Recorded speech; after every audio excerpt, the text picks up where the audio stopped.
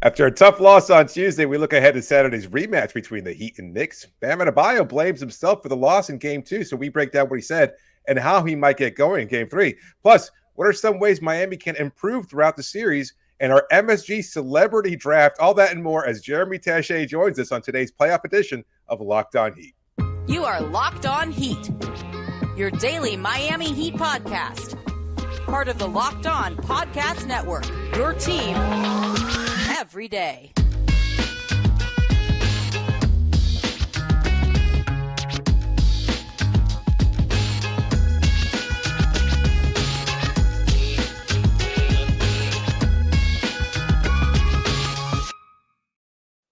All right, welcome to Locked On Heat, your daily podcast on the Miami Heat. I'm Wes Goldberg. Here with me, as always, is David Ramil. However you might be tuning in, YouTube, Odyssey, your favorite podcast app. Thanks so much for making Locked On Heat your first listen every day. We are here with Jeremy Taché of Bally Sports. He hosts the Miami Mic'd Up podcast. You see him on the sidelines of Miami Heat games. You can also hear him on the Dan Le Batard Show with Stu Gatz. He's here to talk to us about Heat Knicks. We're going to talk about what the Heat have to do better going into Game 3, South Florida sports fans, and then we have some games to play with Jeremy. But first, I want to start with Bam Adebayo, who blamed himself for the Heat's Game 2 loss, saying after the game, quote, "I just got to play better. I feel like this game was on me, and I lost it for us. I got to be better. I played terrible." Jeremy, where do you fall on the idea of just aggressive Bam in general, and what did you think about his comments after the game? So first of all, first of all, thank you for having me. That's the first of all. The second, first of all, is Bam Adebayo has this level of accountability that he always is willing to take. And for that, I'm appreciative. You look after a game, he is never, even in moments where he's had stellar games, if the Heat have come up short, he'll shoulder some level of responsibility. I think that also says something about the person that he is. Bam is that type of guy who kind of wants to shoulder responsibility, wants to, be the face of the franchise, all of these things, but has done so almost as someone who, since AAU ball, since college, has never had to be the go-to 1A scorer of a team. Bam's mentality has had to shift into, I am a star. I have the confidence to be that guy. And so in these playoff moments where, let's be frank, there have been games, as Bam just said, where he has come up short in the expectation of your performance. It doesn't minimize all of the other things that he does for this team, but there's a certain expectation that your superstar, particularly in a game where your other superstar isn't there, is going to step up and do something specific. And Bam didn't meet those expectations. To me, I thought we were going to see sort of aggressive Bam early in the game. My first tweet about the game was literally aggressive Bam, ? Because in the first few minutes, first few possessions, it was all going through Bam, and he was being aggressive and he was, shooting through contact and actually seemingly got hacked on a couple of those and was looking for calls. And I don't know if that affected his mentality of like, oh, I'm going to the rim and I'm not getting these calls early, so you know what? I should set up my other teammates and get them open shots. But then we didn't obviously see aggressive Bam the rest of the game. He only takes 10 shots. It's this complicated thing with Bam where it's almost like, and it's not, let's be very clear, I'm not talking about the same level of basketball player. But when we used to sort of question LeBron at the end of games and making passes and like, oh, was he not clutch? His argument was, I'm making the right basketball play. And the argument from everybody else is, you're the most talented player out there. Just be more talented than everybody sometimes and go get the bucket. And I think that we're looking at something that is similar there, which is such an intelligent basketball player who's about the team in Bam, who wants to win. And sometimes his will to win just drives him to try to set up others because he does deeply believe in his teammates. And it's a mentality shift that sometimes needs to happen as someone who has constantly not been the go-to scorer on his team. It's an adjustment that Eric Spoelstra has talked about this year, and it's good of you to point that out because he had that stretch from December to January where it was like 30 points every night. Yep. It was 30 points in 3 straight games.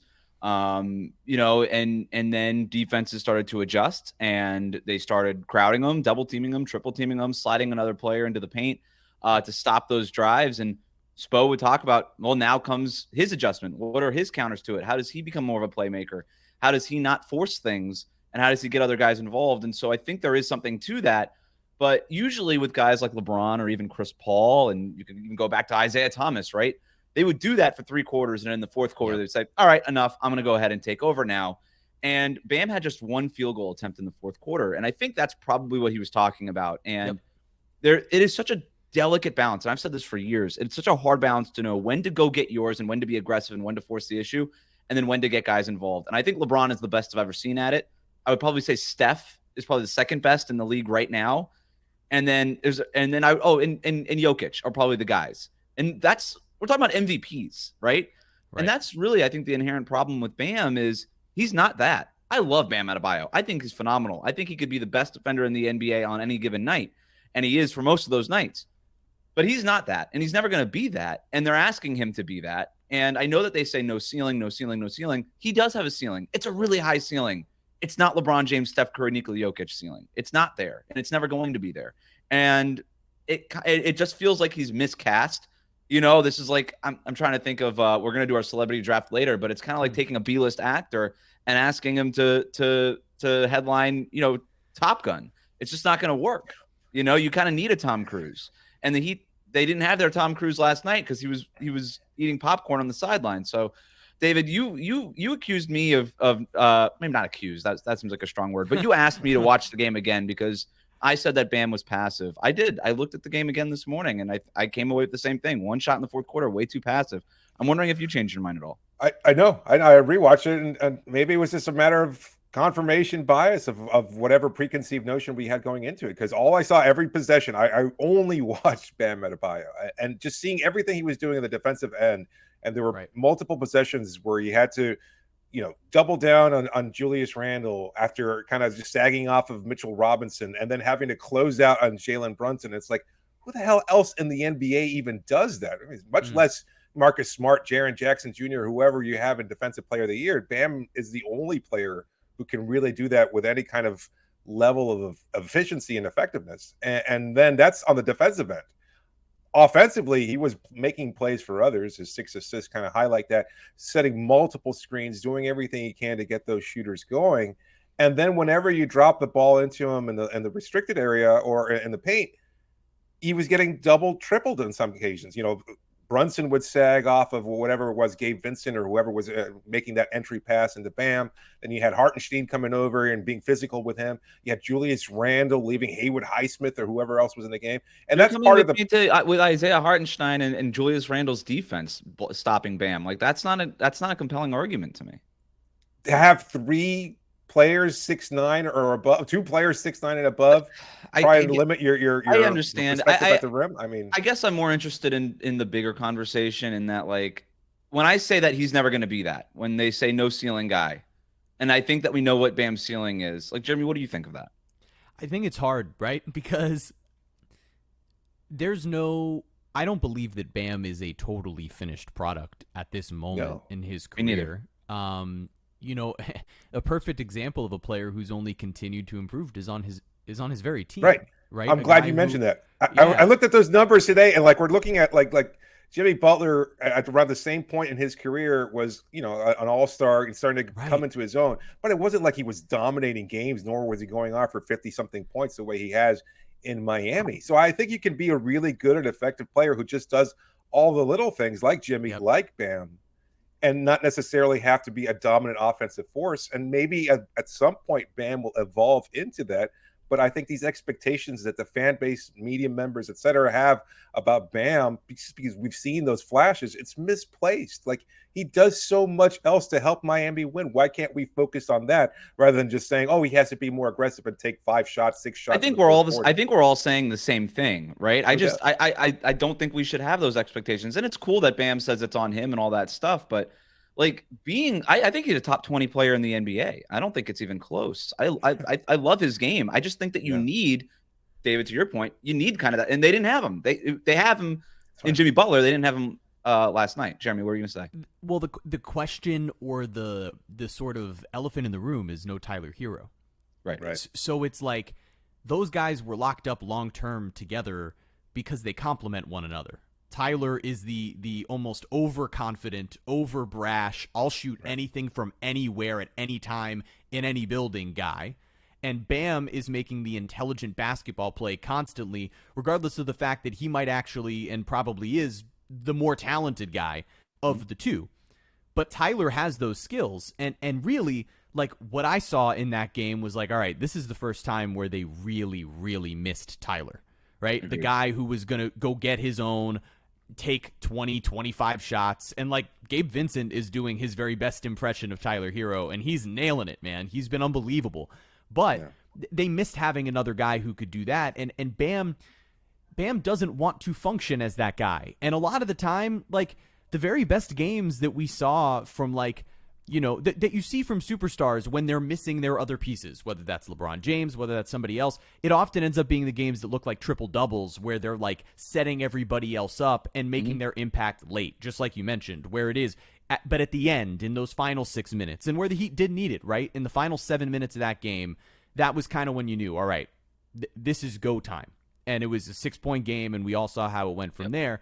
It would have been nice if Bam stepped up and took 6 shots down the stretch and was the guy the entire way. But I also think, like, to agree with David, to give Bam a little bit of credit here is, like, he is tasked with running all of it on both ends. And sometimes you have to go almost a little autopilot to what you know is the right choice, as opposed to flipping that switch to this mentality. And the greats, again, Wes, to your point, the very, very, very best are capable of doing that. And it's this really hard thing where it's not a slight at Bam to say right now offensively he's not Nikola Jokic at all. Right. Like, right. It's not a slight to say that maybe he never becomes that, because that guy doesn't exist in the history of the league. So it's fair to look at LeBron James, Steph Curry, and Nikola Jokic, these 3 unicorns in their own right, and say they're better at it than Bam. It doesn't mean he's not capable of being better at it than he is right now, though. Bam is an awesome basketball player. He is so good at myriad different things, and he reminds me, and he reminded Pat Riley. Pat Riley said this when he drafted Bam. This is like Draymond Green. Draymond Green needs a Steph Curry. Nikola Jokic needs a Jamal Murray. You know, LeBron James always needed another guard to play off of, and to your point, Jeremy, they didn't really have that. I mean, you know, you got Max Strus moments in the first half. You got Gabe, but you need a guy. You need like a capital G guy. And for the Heat, for most of these playoffs, they've been successful because they had Jimmy and Bam. And the game Jimmy misses, it's not surprising what happened. They should be getting Jimmy Butler back for Game 3. We're going to talk about that next. One thing that the Heat need to do to win Game 3. But David, first, tell listeners about our sponsor. Today's episode is brought to you by eBay Motors. For a championship team, it's all about making sure every player is a perfect fit. It's the same when it comes to your vehicle. Every part needs to fit just right. So the next time you need parts and accessories, head to eBay Motors. With eBay Guaranteed Fit, you can be sure every part you need fits right for the first time around. Just add your ride to My Garage and look for the green check to know the part will fit, or you get your money back. Because just like in sports, confidence is the name of the game. When you shop on eBay Motors, and with over 122 million parts to choose from, you'll be back in the game in no time. After all, it's easy to bring home a win when the right parts are guaranteed. Get the right parts, the right fit, and the right prices on ebaymotors.com. Let's ride. eBay Guaranteed Fit, only available to U.S. customers. Eligible items only, and exclusions do apply. Thanks for making Locked On Heat your first listen every day. Everydayers, we're going to be back tomorrow with our crossover preview of Game 3 with the guys from Locked On Knicks. We have our Madison Square Garden Celebrity Draft in a minute, but first, with the series going back to Miami, tied 1-1. What's one thing the Heat need to do better in Game 3? Jeremy, start with you. This is a funny question. It's funny? Get Jimmy Butler back. Oh, okay. Yeah. No, I mean, it seems that's the part that was funny, is like if Jimmy Butler's back, it solves a whole lot of the issues that we saw for the Heat, in that game. Realistically, the Heat played really well in Game 2. I think they played better than any of us anticipated that they would. They shot the ball pretty well. I was really impressed by the play of Caleb Martin and Gabe Vincent throughout that game, particularly down the stretch. I thought they did a pretty good job on defense, particularly considering how much zone defense they needed to play. I think that the likelihood is that we won't see as much zone in Game 3, in part because Jimmy Butler will be back. And I think that mixing – I'm intrigued to see the way that the Heat defend this team, because they gave them an opportunity to shoot.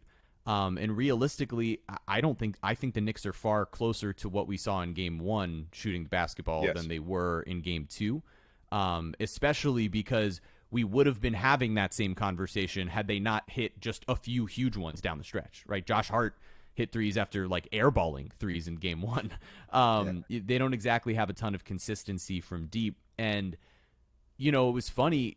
Julius Randle almost hurt them a bunch of different times and like trying to do too much. So I am intrigued to see like when it's in the Heat's arena, and when the momentum is there from a Heat crowd as opposed to a Knicks crowd, how that changes like his style of play as well. Is he almost actually a little more under control? Because it felt like he was feeding so much off the energy that he was just wiling out.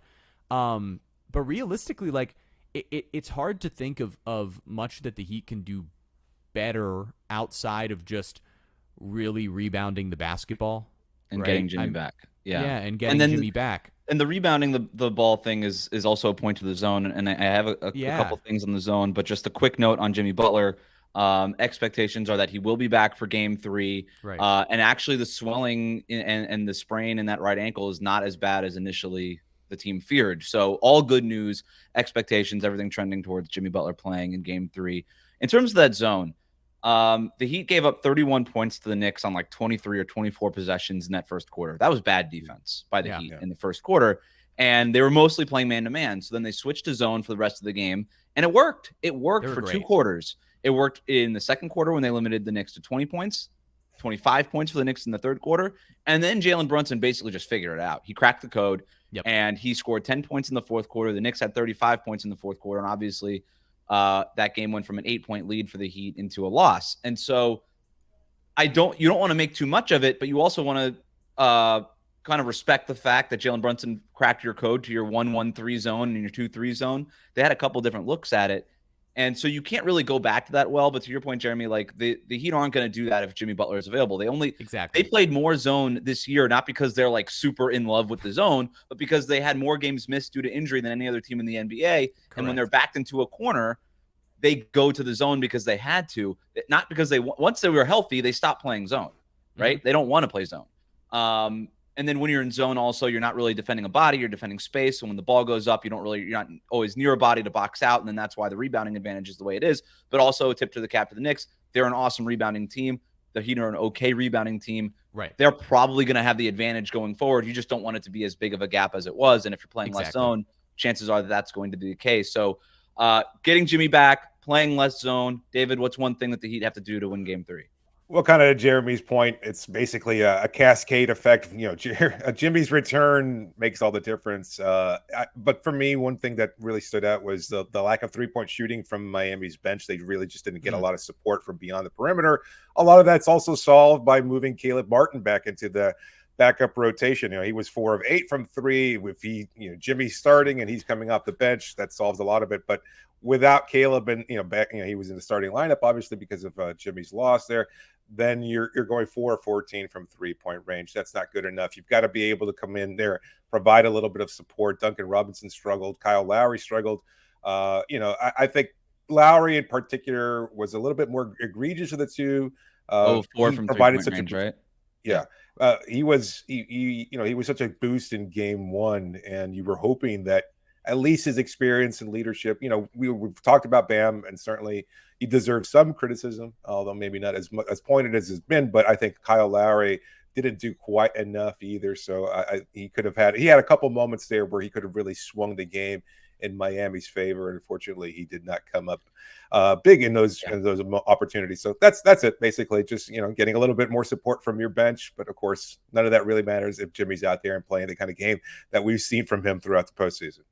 Jeremy, you're passionate about South Florida sports fans. You mentioned the Knicks fans at Madison Square Garden. David and I have talked about it a lot. My theory on all of this was, and has been and still is, there is no home court advantage for the Knicks when they're playing the Heat, and there's no home court advantage really for the Heat when they're playing the Knicks. Both of these fan bases share stadiums just like they share cities. You go to these games at Madison Square Garden, you're going to hear Let's Go Heat chants. I did that. I was at Madison Square Garden in February for the Heat Knicks game, and I heard Let's Go Heat chants. We heard them through the broadcast during the first 2 games. And then you hear the same stuff in Miami when they're playing the Knicks. So But in general, why do you think that Heat fans, South Florida sports fans in general, get such a bad rap, and do they deserve it? I don't think that South Florida sports fans deserve the bad rap that they get. Miami / South Florida is a really strange place to have sports in terms of like the other options, right? So like we look at LA fans and nobody views them as fickle. And yet, constantly we see sort of the same sort of laissez-faire type of fandom out there. And you look at New York and you have a specific type of like aggressive fan. And what's interesting is Miami is essentially, in a lot of ways, culturally a hybrid of those two cities. And it creates a really interesting place where we have both that sort of like upper class, like, rich folk showing up to games late sort of mentality, and also the like working class, really, really, really passionate fan. And I actually think that both sets of those fans are equally passionate, just in their different approaches. The reason that I think a lot of people sort of don't understand Miami fandom is, number one, like just culturally, it's different. For each sport, it's different. And so I do think that like, people will throw Marlins attendance numbers at Heat fans. And it's like, it really is it's not a separate fan base because they bleed together in some ways, but like it is a separate event. And I think that's sort of the difference, is like sports are grouped in with the events in Miami in a way that is different from a lot of other cities. And so if you can prove that your sporting event will be an event, people will show up. Look at what's going on with the Panthers and their attendance in the last couple of years, because they're putting on a show. I truly believe, like I've been someone from the beginning, if the Marlins have a consistent winner, people are going to show up, and I believe that. I don't care where the stadium is. I don't care what the relationship has been before. That is where people will rag on Miami sports fans, is like, oh, you only support a winner. That's not necessarily true. Like Heat fans, basically since they won 20 years ago or 15 years ago, however we want to refer to it, split the difference, they've been showing up even when the Heat aren't all that good. Going to a game became an event. It became an event even more so when the Big Three was here. And since then, like, no matter whether the Heat have been in one of those weird 10-31 stretches, or they've been great, fans have shown up. And I think that like the passion is so specific. You guys see Heat Twitter. It's different from a lot of other fan bases, I think, just in that there's also these like funky expectations of success. And because all of the sports teams' fan bases are sort of sometimes at each other's throats, there's this weird sort of dynamic of like this cult-like following of the way your organization does it too, right? And the way we, everybody reveres Pat Riley, as they should, as the Godfather, and like this fascinating obsession with the way that the organizations are run too. Like, I can't imagine that there's a lot of areas in the country that have as many fans obsessing over the NBA draft and free agency and the NFL draft and, the mechanisms of arbitration in baseball and, major trades in the NHL. Like, it's an equally passionate fan base to any I've seen. And I've been in the building now for enough moments at all of these different stadiums, and I know like these people care. Like, these people care. It's our jobs to know, what these fan bases are like and what they're thinking. Heck, I've been a part of it.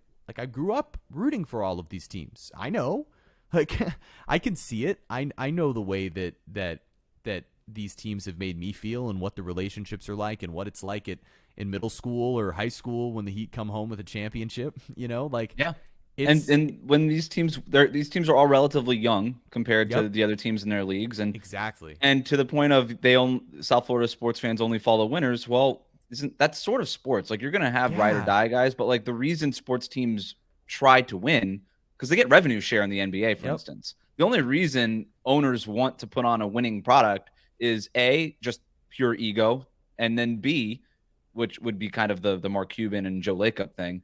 And then B is to make money. And that should probably be A. Like, you win in order to make money, right? You make more money to go to the playoffs. You make more money if you have all-stars, more money with sponsorships, more money if you go to the finals, all that stuff. So you're supposed to want to win. So I don't understand why that's a knock against the Heat fan base, the South Florida fan, or any fan base. You drew an interesting corollary to the LA market. And that to me is the most similar one. And people say, well, LA, they sell out everything. You go to a Dodgers game, they're sold out, blah, blah, blah, blah, blah. You know what the population of Los Angeles is? Right. 4 million people. Right. You know what the population of Miami is? 2023 census? 400,000. That's what people don't seem to understand at all. That's ridiculous, though, from somebody What, who the census? No, the census is ridiculous, and it's always it's largely podcast. inaccurate. Right. But the problem is that we're looking at Miami as a metropolitan area. All right, throw in Broward, Miami throw in itself Fort is small. Lauderdale, throw it all in. No, It's not hitting LA numbers. It's There's not hitting LA 33 numbers. different municipalities in Miami-Dade County, so you Think have we're to look getting at anywhere the close to population LA? of Miami. Miami-Dade County in general, I think it's larger than Los Angeles. And population-wise, I'm not saying that I'm not disputing what you and Jeremy are saying. I agree with you. Kind of sounds 100%. like it because I thought I've my seen census point fandom. was really good, and then you came in with a census Really data undermined it. check. Yeah, Like, you really Yeah, undermined sorry. I it. didn't Actual realize I was on numbers as CNN. opposed to Jeez. picking. Yeah, what is this?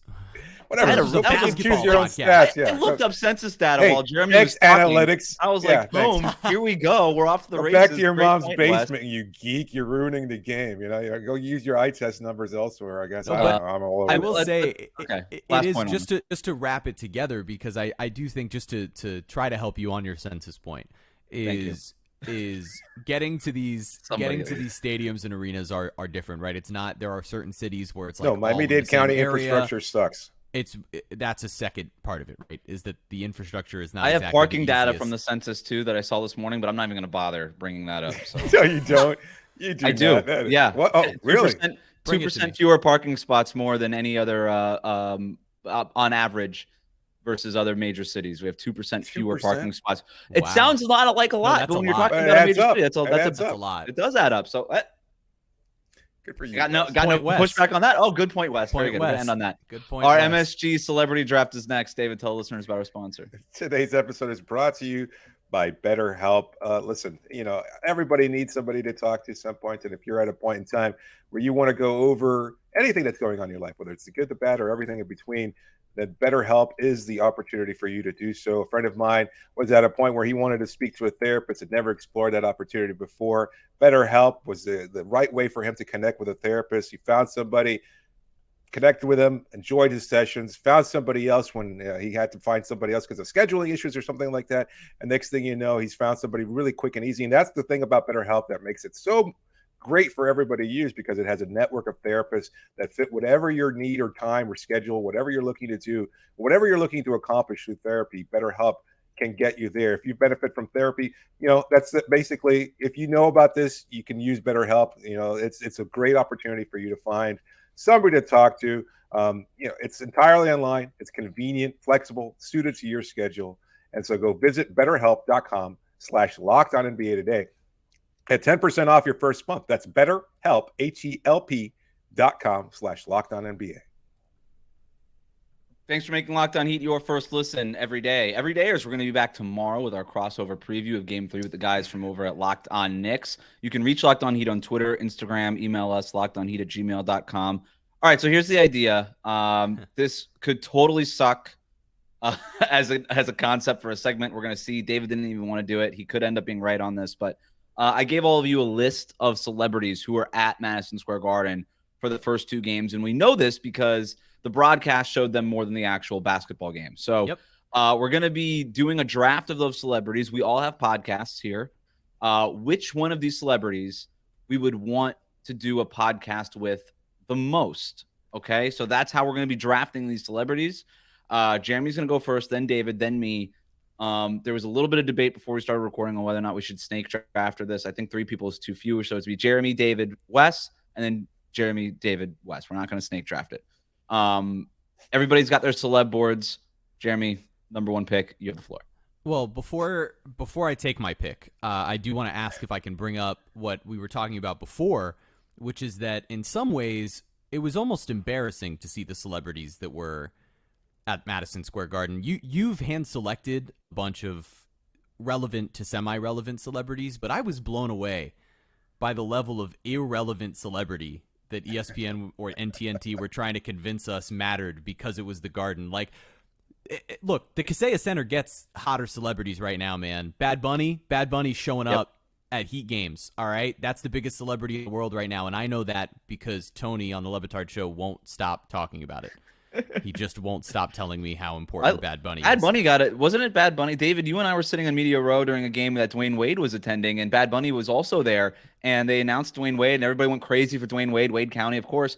And then they announced Bad Bunny, and the roof came off of that place. I was there too. And David was like, who is this guy? And I was like, that's Bad Bunny. You ever heard of Drake? You ever heard of Jay-Z? He's bigger than all of them. It's like crazy. It's wild. And I want to put a pin in the Bad Bunny point here in a second because I do have a follow-up after the draft on this. But let's try. Okay. I'm with you, Jeremy. I apologize for going off on a tangent. Okay. No worries. So I've looked at your list. The people don't know what this list entails. They don't need to. We'll just go for it. So my first pick, as a result of the fact that I actually think he's funny. I feel like there's really. Oh, I felt like there was a Victor Wembanyama in this, and you're saying funny, so I don't think you're going where I thought everybody would go. This is no. There's an obvious that's the right answer. I'm not making the right answer. I'm doing something that's controversial. Okay, this is an Anthony Bennett pick. Yeah, I think this person is funny. I think that they're capable of improvising on the fly. Okay. It's not Aaron Rodgers. You know that. Doesn't sound like Patrick Ewing either. I think that this person also knows enough about sports that, like, if I want to take it there, it'll happen. I'm taking Jack Harlow. With the first pick. Have you ever seen a Chicken Shop Date on TikTok? Have you ever seen it? It's the best. If you haven't, there's this British woman. Oh the blonde lady. I've seen it. Yeah, Amelia, and I forget how to pronounce her last name, and she is hilarious. And the whole premise is she takes these people to just like a chicken restaurant, and they like go on a date, and essentially she's like a master improv person, and it's all just flirting. Yeah, it's all flirting, and he absolutely nails it because all this is improv. I think this guy's good on a microphone. I think White Men Can't Jump is going to be terrible, but I'm still. For that matter, I don't know who's the co-star in that again. Don't know. I only know because he's there, and that probably isn't a good thing. As soon as I saw that it was going to be him, I knew it probably wasn't going to be very good. But I think this guy. Oh, the guy from The Wire is capable. going to be in it. Oh, really? Oh, and Tiana Taylor. That's fine. Which guy from The Wire? There's like a million. I don't even know. I don't know nothing about Lance the cast. Lance Reddick, the guy, the cop. I don't know. They're like cops, but not all of them are cops. Some of them are like bigwig cops with government jobs. All right. Look, I made fun of you, Jeremy. Jack Harlow's on my list. He's like in my top 5. I'm with you. Passed away? Yeah, Lance Reddick just recently passed away. Oh, before? Very sad. Oh my god. Yeah, I didn't realize that. That was lost.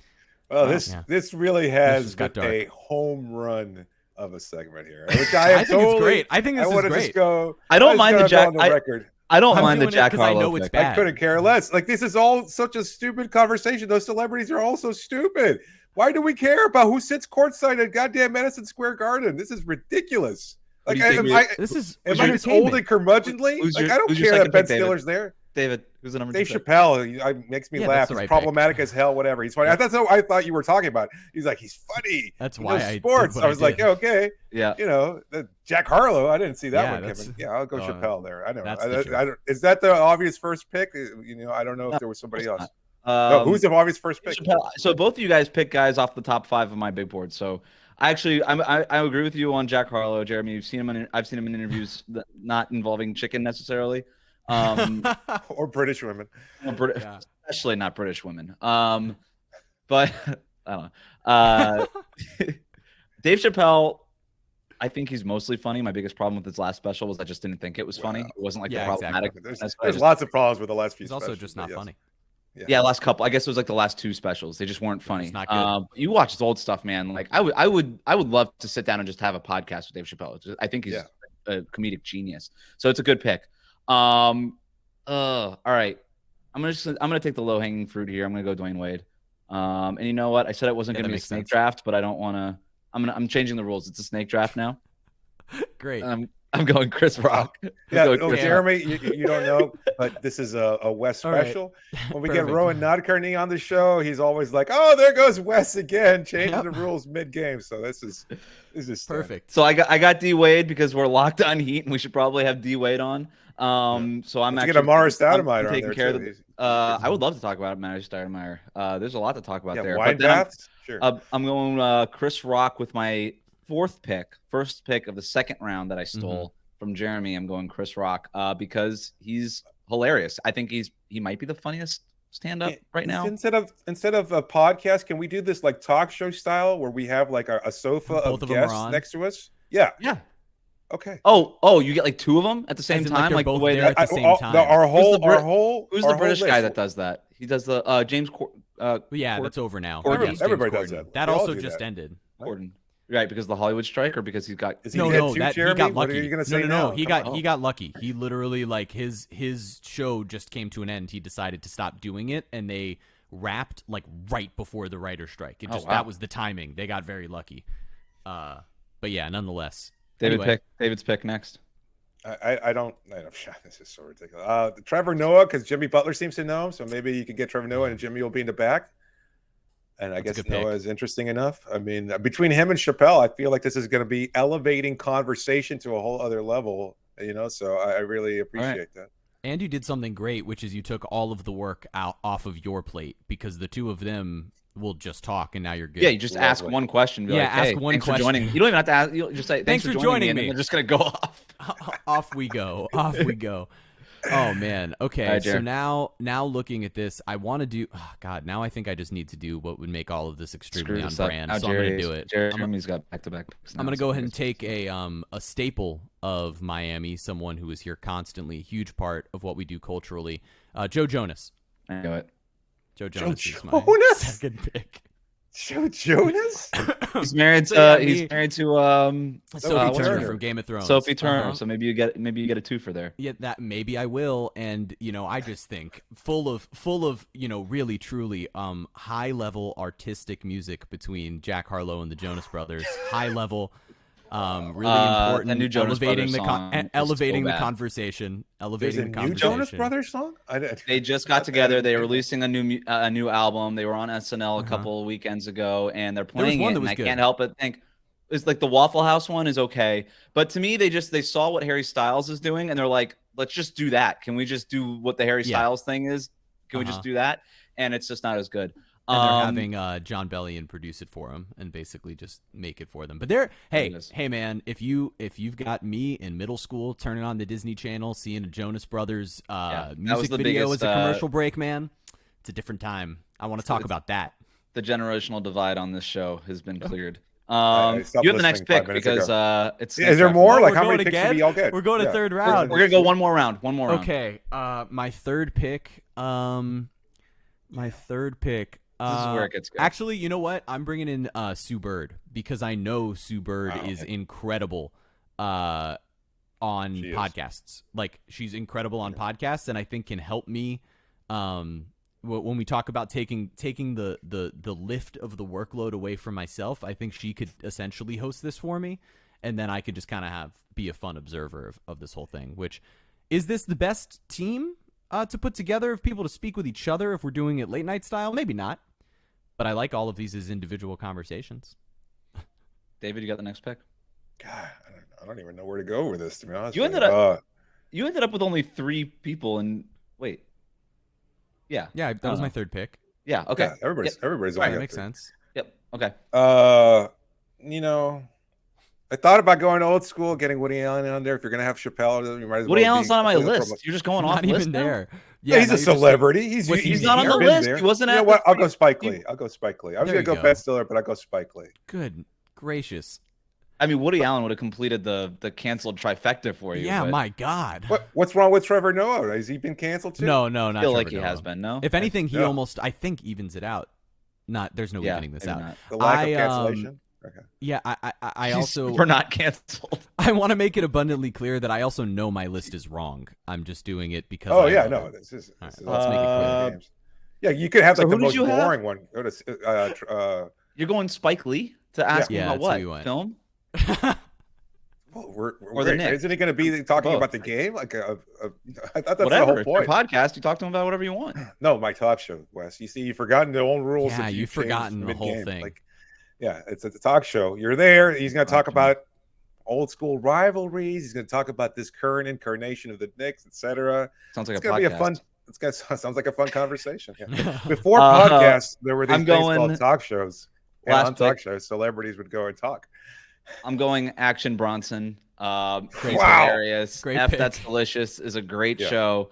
That is. I would love to just and this would be like, it wouldn't be with a British woman, but I would go to anywhere that sold chicken with Action Bronson. That's fair. And just discuss that. So he's great. I love Action Bronson. I really like his music. It's got like this cool, like kind of like northern New York Buffalo style thing going, which I really enjoy. Buffalo sauce, maybe. I don't know. Sorry. Buffalo style and buffalo sauce. Let's go. Easy. That's the name of the podcast. Buffalo style, buffalo sauce. That's not good. For a Miami, for a Miami-based podcast. Come on. We're gonna workshop that one. All right, last one, and we're gonna end on this. All right, now you get your list of 3 celebrities on one late night talk show, several podcasts spread across however you want to do it. It's your celebrity list. You've got them. You make the time. You make it work. Or you get one of these Miami celebrities that are commonly seen at Heat games. Bad Bunny, DJ Khaled, Jake Paul, Jimmy Buffett, Mike McDaniel, the Dolphins coach. Oh man. Or you know what? Let me change that, because that's not fair, because we're going 3-1. That's not that doesn't work. You get to swap out one of your picks for any of those. For any of these, I can swap them out. And if you can come up with somebody else that's always at Heat games, that is like always at Heat games, go ahead. That's fine too. Okay, and is it and my Rihanna turn? doesn't count because she doesn't show up anymore. Yeah. All right. Unfortunately. Oh man. So my only issue with Bad Bunny is I don't think I can properly communicate because I don't speak Spanish. So that could be an issue. I do, but I still don't think we could. I wish that I could. think that's just a lack of talent that he has. I think Jeremy really has better communicating with him than you. Not even speaking Spanish because you don't even know who he is. Yeah, right. He just wouldn't be. Yeah, exactly. David's first question would be like, "Who are you? Who are you?" Yeah, I've told this story before. I'll tell it for any new listeners tuning in right now. First time I ever saw Bad Bunny was at the last All-Star game in Charlotte, whatever year that was. And he was there for the celebrity game. And I just remember looking around and celebrities are going through the most god-awful red carpet I've ever seen.